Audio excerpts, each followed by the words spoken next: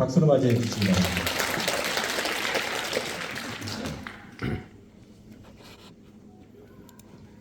네, 반갑습니다. 저는 도시계획을 담당하고 있는 인토 엔지니어링의 이준형 이사입니다. 다시 인사드리겠습니다. 네, 저희가 맡은 부분은 재건축을 하기 위한 정비계획을 결정하는 사항들입니다. 그리고 이 정비계획을 결정함에 있어서 가장 중요하신 지금 여기 소유자분의 가장 궁금해하시는 추정 분담금이 얼마나 나올지 이런 부분에 대한 사항은 제가 설명 이후에 저희 감정평가사님이 나오셔서 설명할 부분이고요. 원활한 진행을 위해서 궁금하시게 많으실 거예요. 그런 부분은 저희 평가사님이 다 보고하고 나고 그 이후에 순서를 정해서 그때 질문을 해주시면 좋을 것 같습니다. 예, 그러면은 정비계획에 대한 사항을 대략적으로 설명을 드리도록 하겠습니다. 여기 빨간색 글씨 보이다시피 저희 계획은 아직 강남구청과 서울시와 사전 협의된 사항이 아니라 저희와 저희 현재 재진이가 여러 차례 모이면서 회의한 내용을 바탕으로 계획한 사항들입니다. 그렇기 때문에 향후 관련 부서 협의나 심의를 통해서 계획은 조금 조정될 수 있다는 점은 좀 유의하여 주시기 부탁드리겠습니다.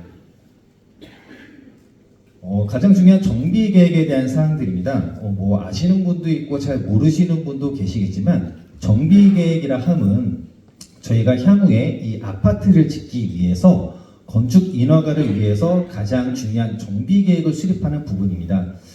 정비 계획 절차는 뭐 이게 잘 안 보이시겠지만 가장 중요한 안전 진단을 통해서 정비 계획 진행하게 되면은 뭐 조합 설립인가 사업 시행인가 향후에 착공까지 가는데 저희가 안전진단이 통과가 됐기 때문에 그 다음으로 가장 중요한 사항은 정비계획을 결정하는 구역 지정한 사항입니다. 그렇다면 정비계획 결정은 무엇을 결정하는지에 대해서 설명을 드리면 첫 번째로서 토지이용 계획을 결정합니다. 현재는 우리 우성 아파트가 아파트 단지만 있는데 정비계획을 통해서 도로는 어떻게 날 것이며 공원은 어떻게 나고 또 이 지역에 필요한 시설은 어디에 배치할 것인지 이런 부분을 저희가 토지이용 계획으로 결정하는 부분이고요. 두 번째로서는 건축물을 배치할 때 몇 층으로 지을 것이냐, 용적률은 몇 %로 갈 것이냐, 뭐 인면에 관한 사항은 어떤 형태로 갈 것이고 이런 경관적인 부분은 어떻게 할 것인지 이런 부분에 관한 사항도 저희가 정비 계획으로 결정합니다. 그리고 세 번째로서는 이런 건축에 따라서 가장 중요한 출입구는 어떻게 배치할 것이고 그리고 단지 내 도로나 단지 내 보도 이런 것들은 어떻게 배치할 것인지 그리고 그에 따른 교통 영향 분석과 거기에 따른 처리 계획은 어떻게 할 것인지 이런 부분도 저희가 정비 계획으로 결정하는 내용들입니다. 그래서 이런 정비 계획을 통해서 향후에 건축 인허가 시 구체적인 건축 계획을 수립하여 공사하는 단계다라고 말씀을 드릴 수 있습니다. 그렇다면 아까 여러 주민들도 말씀하시는데 신속통합 기획이 뭐냐 이런 부분도 많이 궁금해하고 계세요. 예전에 한번 기사를 보셨던 분도 계시겠지만 예전 우리가 도정법에 의한 정비사업을 했을 때에는 평균 서울시에서 진행하는 정비사업은 평균 4에서 5년 정도 걸렸습니다. 가장 긴 데는 10년이 걸린 데도 있어요. 이 바로 앞에 이제 음마아파트 같은 경우도 정비계획 결정이 시작부터 결정되기까지 약 10년이 걸렸습니다. 그러다 보니까는 너무 주민들에 대한 사업성도 피해가 있고 너무 장기화되고 여기 추진하는 준비분도 너무 지치고 이러다 보니까 서울시에서는 초기 단계부터 이 계획적 가이드를 만들어서 정비 사업이 빨리 진행될 수 있게 도와주자. 그 제도가 바로 신속통합기획이라는 제도이고요. 이 신속통합기획을 하게 된다면 크게 세 가지 인센티브가 있습니다. 첫 번째로서는 유연한 계획 기준하는 인센티브, 즉 예전에는 3중 일반 주거지역에서 아파트를 질 때는 일괄적으로 다 35층이야 이런 부분이 있는데 최근에 이제 기본계획이 바뀌면서 35층 이상을 할 수 있게끔 열어놨습니다. 근데 이 지역에 35층 이상이 가능한지 주변과 경관을 봤을 때 어느 정도 높이가 갈 수 있는지에 대한 여부를 판단하기 위해서는 사전에 전문가의 자문을 받은 다음에 그 계획의 적정성을 판단하도록 되어 있습니다. 그게 이 신속통합 자문을 통해서 받을 수 있는 부분이고요.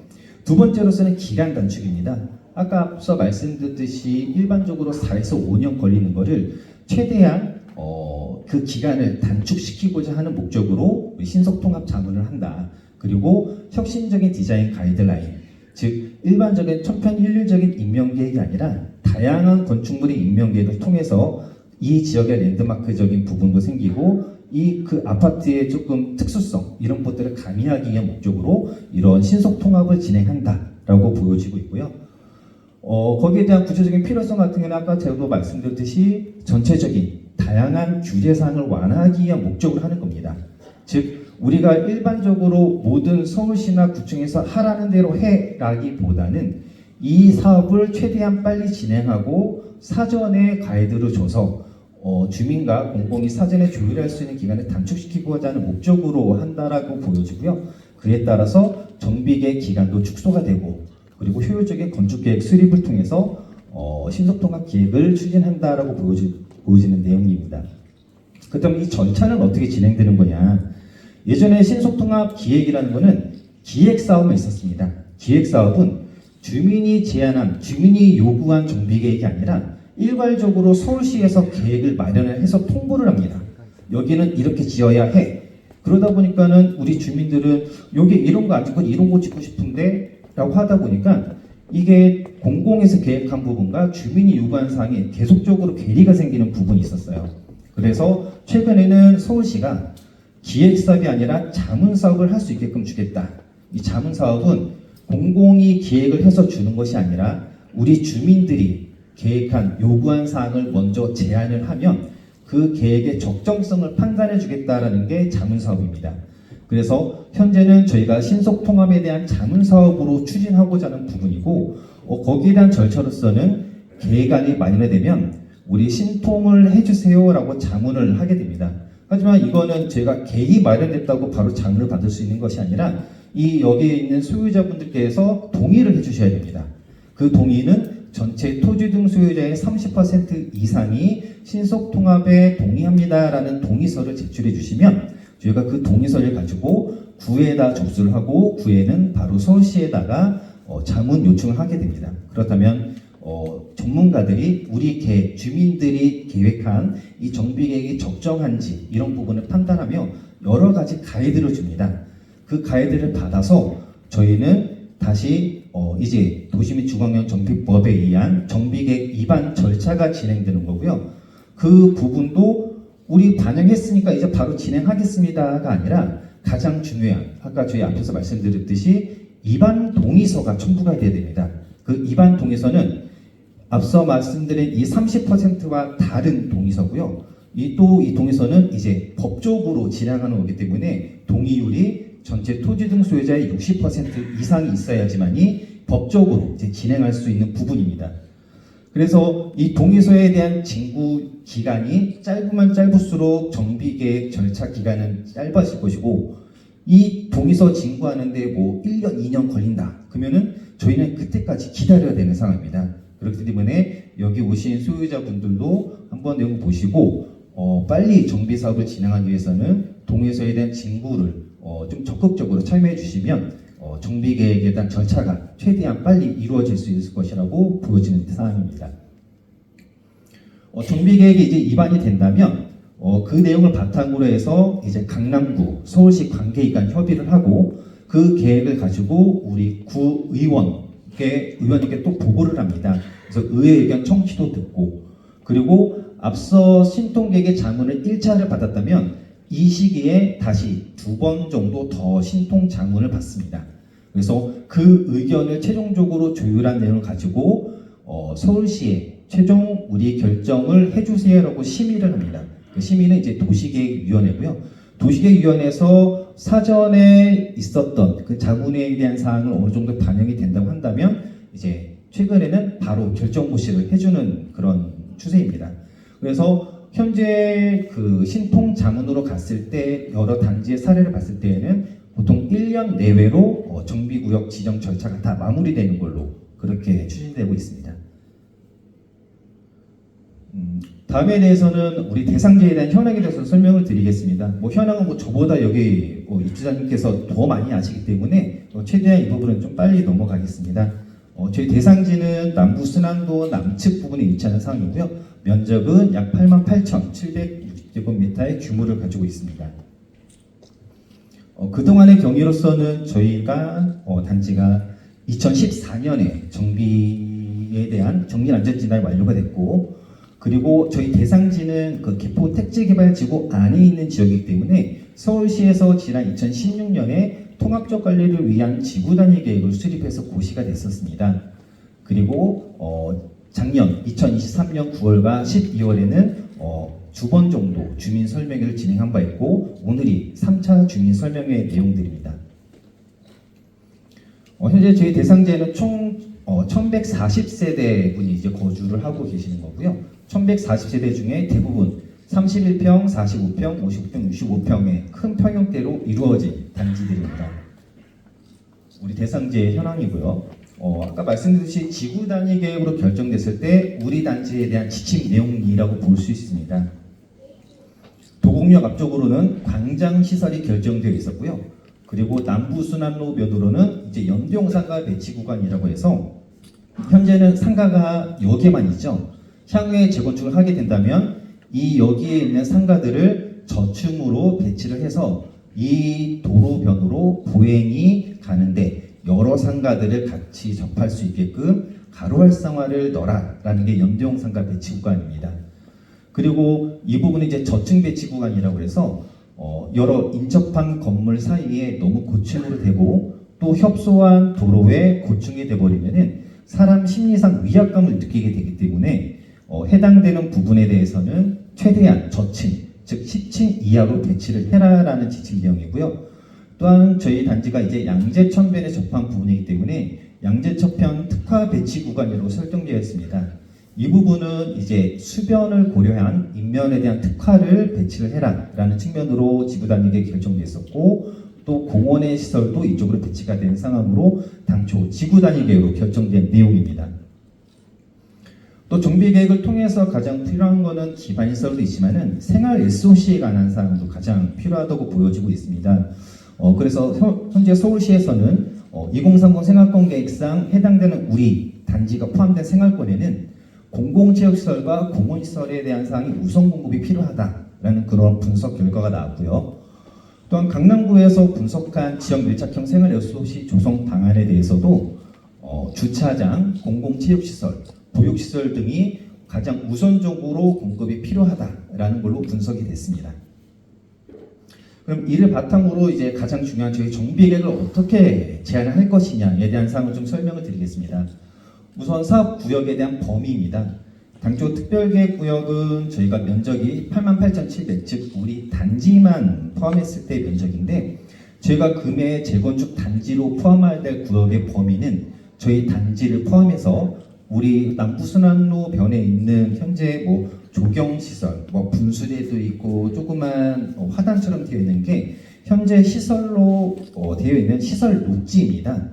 그 부분까지를 제가 좀 포함을 해서 최대한 사업대지를 넓히고, 사업대지를 넓히면 그만큼 사업의 연면적이 증가되고, 연면적이 증가되면 그만큼 사업성을 어느 정도 확보할 수 있기 때문에 해당되는 부분을 저희 사업구역으로 좀 편입을 해서 정비계획을 수립하고자 하는 내용들입니다. 그에 따라서 그럼 토지이용계획, 아까 맨 처음 말씀드렸듯이 정비계획은 토지이용계획을 결정한다고 했는데, 토지이용계획을 어떻게 결정할 것이냐. 당초 지구 단위로 결정된 도곡역벽 광장시설과 양재천 로변에 있는 그 공원시설을 저희는 최대한 광장시설은 없애고 양재천변은 건축물을 배치해서 최대한 양재천변으로 접근성을 강화하기 위해서 공원시설은 늘복공원 쪽으로 저희가 좀 통합적으로 배치하고자 하는 부분입니다. 그렇다면 공원을 있는데 이거 왜 설치를 해야 되냐? 우리가 정비 사업을 한다면 도시공원 및 녹지법에 의해서 세대당 3제곱미터 이상의 공원 녹지를 설치하도록 의무화되어 있습니다. 그래서 저희가 그 면적만큼을 추가적으로 확보를 하되 늘복공원과 같이 연접해서 좀 공원을 설치하고자 하는 부분이고, 체육시설은 아까 저희가 말씀드렸듯이 이 지역의 부족시설, 공원시설과 체육시설이 부족하다는데, 공원시설은 이미 확장이 됐고 체육시설은 신설을 통해서 이 지역의 체육문화에 대한 증진을 도모하기 위해서 저희가 체육시설을 신설하고자 하는 계획입니다. 그렇다면 이것들을 왜 계획을 하냐, 우리 대지비가 적어지는데 라고 질문하신 분도 계시는데, 저희가 그 용적률을 3종 일반 주거지역은 용적률이 250%입니다. 250%를 받기 위해서는 최소 이 정도의 기반시설 면적이 확보가 되어야지만 용적률을 250%를 찾을 수 있는 거고요. 이거를 안 하겠다 한다면은 제가 용적률은 250%가 아니라 뭐 230%, 240% 이렇게 떨어지게 되는 상황입니다. 그렇기 때문에 어느 정도의 연면적을 확보하기 위해서는 우리가 250%를 받기 위한 기본적인 기반시설 설치 면적이다라고 보시면 될 것 같습니다. 그에 따른 전체적인 토지용객 면적표고요. 면적으로서는 전체 정비 기반시설 면적은 토지용 전체 토지용 면적 대비 약 7.8%로 저희가 정비 기반시설을 내는 사항들입니다. 용도지역은 3종 일반 주거지역 그대로 유지를 하는 사항이고요. 이 부분은 토지용 계획에 따라서 도시계획 시설로 결정하는 내용들입니다. 그에 따라 전체적인 지침 내용입니다. 앞에 말씀드린 지구 단위 지침과 조금 다른 부분이죠. 그래서 제가 지구 단위로 결정된 부분을 제가 금액 재건축을 통해서 정비 계획을 이렇게 하겠다. 그래서 아까 앞서 말씀드린 연도용 상가 배치 구간은 당초 지구 단위 계획처럼 연도용 상가를 배치를 해서 기존에 이쪽에 상가 하나만 있던 부분을 저층으로 쭉 깔아서 이 가로가 활성화될 수 있게끔 배치를 하고자 하는 부분이고요. 그리고 양재천변로도 아까 수변 특화를 고려한 인면 특화 계획, 그리고 이 부분은 이제 성경 아파트와 같이 연계될 수 있는 보행축을 형성하기 위해서 공공보행 통로를 설정하는 부분입니다. 이 공공보행 통로는 뭐 강남구나 서울시한테 주는 땅은 아니고요. 우리 단지 내 보도 공간인데 그 구간을 주변 단지와 같이 연계를 해서 보행이 흐름이 없이 계속 이어질 수 있게끔 하기 위한 목적이라고 보시면 될 것 같습니다. 참고로 이 공공보행 통로를 설치를 하면 우리 단지에 대한 용적률 인센티브도 추가적으로 받을 수가 있습니다.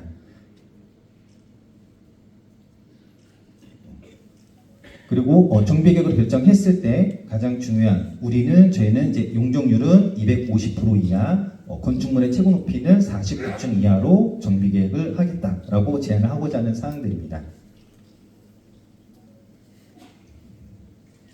다음은 건축기호입니다. 저희가 앞서 제가 2차 설명했을 때에는 용적률 300% 그리고 재건축일 때 이제 6대4에 대한 사항으로 아마 설명을 했었습니다. 근데 그때 많은 주민들께서 이제 1대1에 관한 사항을 많이 말씀하셨고 그 부분을 저희가 구체적으로 조사하기 위해 지난 2월달에 설문조사를 했더니 약 70% 정도 되는 주민들의 의견이 1대1로 가겠다라는 많은 의견을 주셨습니다. 그래서 그 부분을 바탕으로 해서 저희가 이제 건축 규모에 대한 사항을 검토한 결과 전체 계획 세대수는 1176세대로 계획할 수가 있습니다. 현재 용적률은 정비계획을 결정할 250% 이내로 건축 계획을 했을 때 249.8% 정도 나올 수 있는 규모고요. 높이는 지하 3층부터 지상 4층, 9층, 그리고 주차 대수는 세대당 2대 정도 될 수 있게끔 그만큼 주차장을 확보하는 계획들입니다. 1대1로 갔을 때는 현재 평양에 살고 계신 분 세대수가 그대로 갈 수 있게 하는 게 1대1 재건축입니다. 그리고 그 나머지 잔여 연면적을 가지고 이제 일반 분양을 할 수 있는 거고요. 일반 분양은 큰 평형을 분양할 수 있는 건 아니고 국민주택 규모 이하, 즉 전용 84, 일반적으로 현재로 보면은 34평짜리 기준으로만 분양할 수가 있습니다. 그래서 해당되는 분양은 제가 36세대 정도 추가적으로 나올 수 있습니다. 그렇다면 솔직히 이 36세대를 가지고 일반 분양을 하고 이걸로 나중에 수정 분담금 했을 때에는 세대당 분담 비율이 이제 좀 늘어나는 부분이 생길 거예요. 예를 들어서 용적률이 300%고 6대4를 했을 때 작은 평형을 많이 지어서 세대수를 늘린다면 그만큼 일반 분양이 많으면 개발이익이 발생하고 개발이익이 발생한 만큼 나의 부담금을 줄일 수는 있지만 지금 저번에 설문조사한 결과 많은 70% 정도 수준의 그런 의견 조사 결과 1대1을 원했기 때문에 저희가 1대1로 계산했을 때는 이 정도 세대수가 나옵니다라고 저희가 분석한 내용들입니다.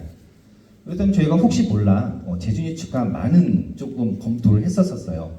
과연 1대1로 갔을 때 250%가 적정하냐?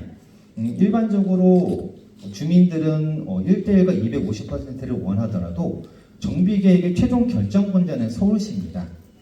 아까 말씀드린 신속통합기획과 상관없이 서울시에서 관련 부서 협의를 하다 보면 왜 250%를 왜 하냐? 다른 지역은 다 300%인데 왜 250%로 하는지에 대한 사항을 가지고 계속적으로 이제 협의하는 과정 중에 좀 부정적으로 나올 수도 있습니다. 해당되는 부분은 향후에 저희가 협의 과정에서 계속적으로 조정을 해야 되겠지만 기본적으로 서울시는 300%를 요구하고 있습니다. 300%는 다 이제 입주민들이 여기에 있는 주민들이 다 가져가는 것이 아니라 250%에서 300%를 갔을 때 이제 50%가 증가하고 그 중에 절반은 공공임대주택으로 이제 서울시에 줘야 되는 사항들입니다. 즉 임대주택이 이제 조성이 돼야 되는 부분인데 300%까지 갔을 때에는 총 저희가 1648세대까지 건축할 수 있는 부분이고요. 275%그 중간이 275%로 하게 된다면 그만큼 임대주택 비율은 줄어들겠죠. 하지만은 전체적인 총 계획 세대 수도 많이 줄어들게 됩니다. 하지만 이제 250%보다는 좀 증가를 하게 되겠죠. 그랬을 때에는 이제 1414세대가 증가하게 되는 부분입니다.